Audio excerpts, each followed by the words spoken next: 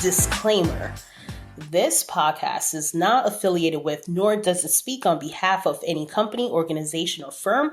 This is based on the personal experiences and opinions as two individual professionals.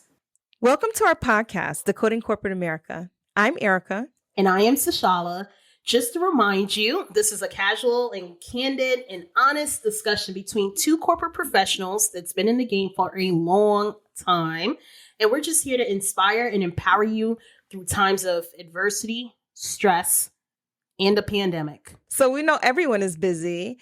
This will be 15 minutes per episode. We made a promise to ourselves to keep it short and succinct. So listen to us in the car, while you're grocery shopping, or while you're cooking like me, when I normally listen to podcasts, or anytime that's convenient to you. So let's get into this. This is part 2 of episode 1. Performance review like a boss. This is a 2-part episode. If you missed part 1, definitely go check it out. I mean, we gave some great tips on writing a winning self-evaluation, which is an important element of having a productive dialogue with you and your manager for your year-end review. In this part 2, we are covering the actual conversation and dialogue. And to help us decode this, we have corporate leader, talent management, and diversity and inclusion strategist, Yasmine Laurent, in our virtual room because we are socially distancing. Yes, we are. We know Yasmine quite well, and we worked with her on some of our passion projects. So she's quite knowledgeable in the HR space, and she's seen it all, guys. So Yasmine, tell us a bit about yourself. Hi, ladies. Thank you for having me. So just overall, my background, over 10 years in talent management and diversity, equity, inclusion, essentially overseeing diversity, equity, access initiatives to help guide people through their careers. So getting them from whether it be from their early career, entering straight out of college, to how they can manage their career growth and path throughout their organizations that they are in, to then eventually hopefully hit the C-suite. Yasmine, thank you for that. So, in our prior episode, as Sashalla mentioned, we covered the self-evaluation. In this episode, we're covering the performance review. Not any performance review, but performance review like a boss. So, how can someone go about having a productive conversation and dialogue with their boss, regardless of the outcome of their boss's response on a self-eval? And Yasmine, when you do this, can you do this in 2 scenarios? Such as scenario 1, you know what? You've received the feedback from your manager and it was less than expected. How can you actually have a productive conversation if your review from your boss was less than expected? Are you going to recommend some deep breathing exercises beforehand before those slam doors happen? And then there's also scenario 2. You got your feedback. You're happy with it, but that promotion never happened, and the promotion was promised to you. What do you want to start with, scenario 1 or scenario 2? First of all, let me pull up my coffee or my wine. Let's get into this, Yasmine. Yes, hello. I'm really looking forward to this. Well, yeah, I definitely would love to start with scenario 1. I would highly recommend not slamming any doors, or in our current case, shutting off Zoom on your manager. But I think beyond anything, actually taking time, taking a breather, whether it is meditating, just going mentally prepared into these conversations for both scenarios, is definitely significantly important, because you want to make sure you're in the right mindset to not only advocate for yourself, but also hear what your manager is saying, and be able to effectively drive the conversation. So scenario 1, you come in and you are getting what is a not so great review. How do you approach it? First, come in with your actual information. Be able to truly speak to your work.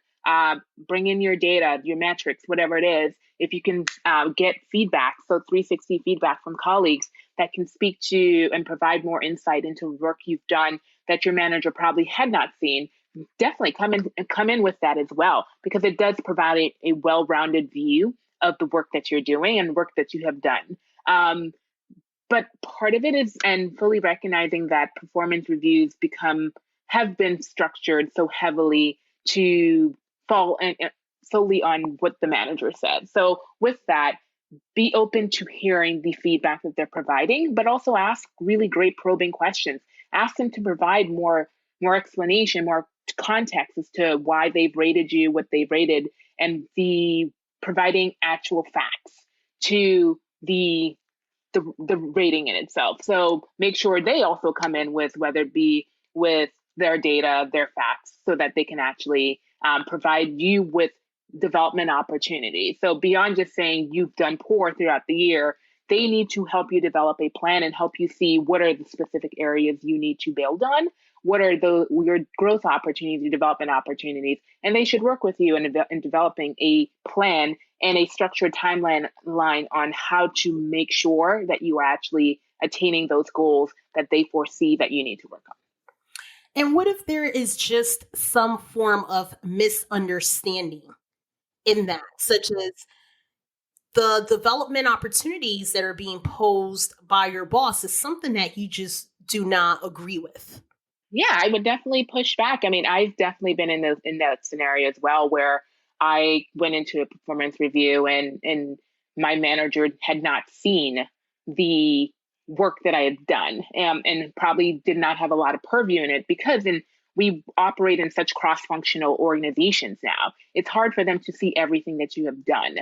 So one, whether it is the 360s, having other colleagues that you work with close to, other stakeholders actually, so come in with the feedback in itself, so that it will create a better purview for your manager to see, but also have them honestly explain it. Break it down to the most elementary of levels. If they are saying you or lack time management, give examples to it. Provide, have them actually tie what they're saying to specific items. Otherwise, if they can't do that, then you have grounds to kind of advocate and push back even further if they're not able to truly tell you what you're doing wrong and why they're rating you what they're rating you. All right. So let's get into scenario 2 then. This is where you're actually content. So no slam doors or exiting Zoom abruptly.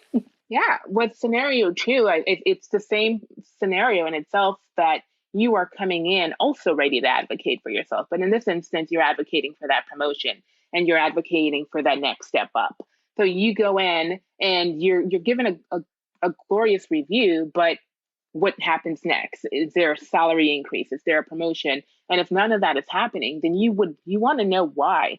So, and there could be other existential reasons as to why it's not happening. So be honest with your manager and just have them tell you what is happening, because you've been performing above level. So why is there not, whether it be financial, monetary, whatever it is, why is that lacking? And what is happening? Because one, it also allows you to focus on whether or not, if you are heavily focused on the compensation piece or getting that next promotion, then it may be an exit for you out of this company if there is no room for you to grow. But if there's the opportunity for you to develop within the organization and see a growth path, then you can actually navigate. And this is how, when we think about the career climbing wall, of you may need to make a lattice move in order to move up in the organization versus the ladder the plan that you currently are on. So part of it, and then I think something that we often tend to forget about as well is, naturally, that because in the society that we live in, there are typically people who are identified for that next level up.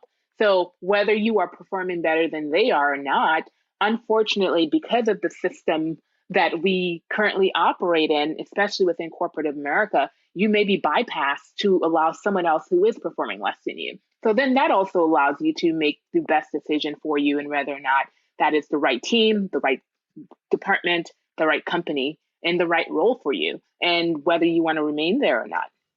And would you say that it is also dependent on what that promotion process is at the company?